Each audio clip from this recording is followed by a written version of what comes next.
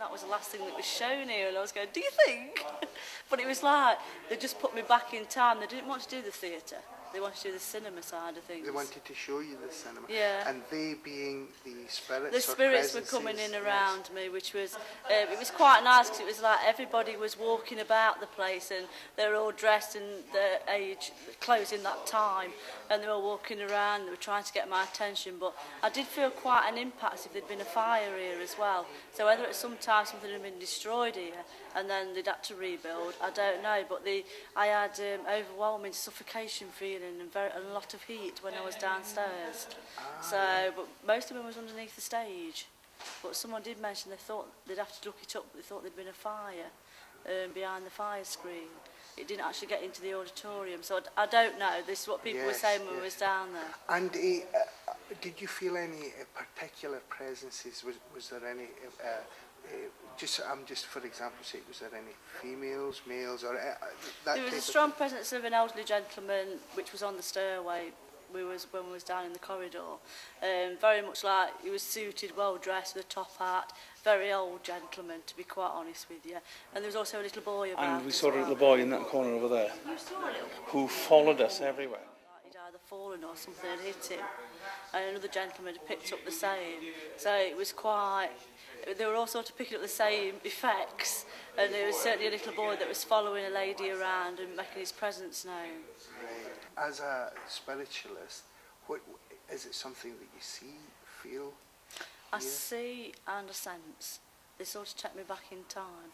It's very different doing the paranormal than it is to doing a reading for somebody.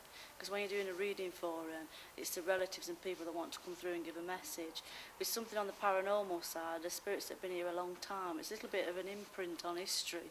And they're just going along doing the same things all the time. They don't really want you there, they don't recognise you, and they don't really want to communicate, to be honest. It's sort of like you have to step in their path and go, hello, you know, I can see you, let me know that you can see me, and to get the communication going with them. Right. It's very different. And what kind of spirits, for want of the correct term, would the stronger presences be, and why would they be so strong? For example, say the little child or the elderly gentleman. Well, with the child, it was very much like, because it was a sudden impact with him, because I feel he must have fallen or something happened to him here. It was sudden a shock, so he doesn't really realise that he's passed. Whereas the gentleman side of it, with him being an elderly man, he's returned here because he's where he was happiest, and it was a big part of his life. It makes a big difference to a lot of the souls that come along.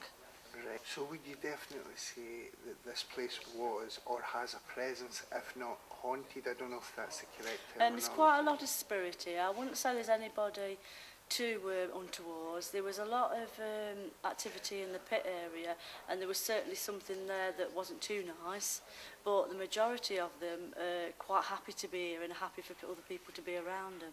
But there was a lot of activity downstairs, certainly around the stage area. Yeah, as soon as we walked in there, you know, anybody can see an orb if they want to. You don't have to be psychic, and they were flying about and they were taking photos, and it was quite nice, really, because it's a happy feeling. It's like, you know, they want to be here and they're enjoying the people around them as well. It's nice.